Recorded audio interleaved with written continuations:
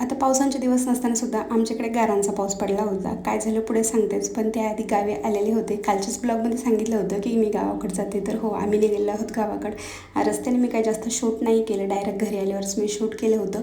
तर आज होता पाडवा आणि पाडव्याच्या तुम्हाला सगळ्यांना खूप खूप शुभेच्छा. मस्त सकाळी फ्रेश वगैरे झाले. आता मी तुम्हाला पहिल्यांदा सांगितलं होतं माझे ब्लॉग जे आहेत कंटिन्यू येतील की नाहीत हे मला माहीत नाही. दादा आणि दीदीचा घरातच चाललं होतं बॅट बॉल खेळणं. मला सांगत होता अशोक बॉल टाकतो म्हणून. म्हटलं ठीक आहे. तेवढ्यात ननंदबाईचा फोन आला, कधी आलात काय हालचाल विचारायला आणि पाडव्याच्या शुभेच्छा द्यायला. म्हटलं ठीक आहे. आज होतं पाडवा म्हणून म्हटलं चला आता पुरणपोळीचा स्वयंपाक सगळ्यांना खाऊ घालू. मस्त पुरणपोळीचा स्वयंपाक वगैरे बनवला आणि आम्ही गुढी वगैरे लावत नाही, त्यासाठी साधाच आपला पाडवा होता. पण संध्याकाळी झालं असं की एवढा भयानक पाऊस झाला होता, बघू शकताय अगदी गारा पडत होत्या. दादा आणि दिदी तर पार जाम भिजले होते पूर्ण पावसामध्ये. ज्यावेळेस गारा सुरू झाल्या त्यावेळेस मी त्यांना मध्ये घेतलं आणि असं कधीच झालं नाही की पहिला पाऊस पडला आणि ते भिजले नाहीत. मग काय मस्त 4 पे दिवसाचा शेवट केला. चलो बाय.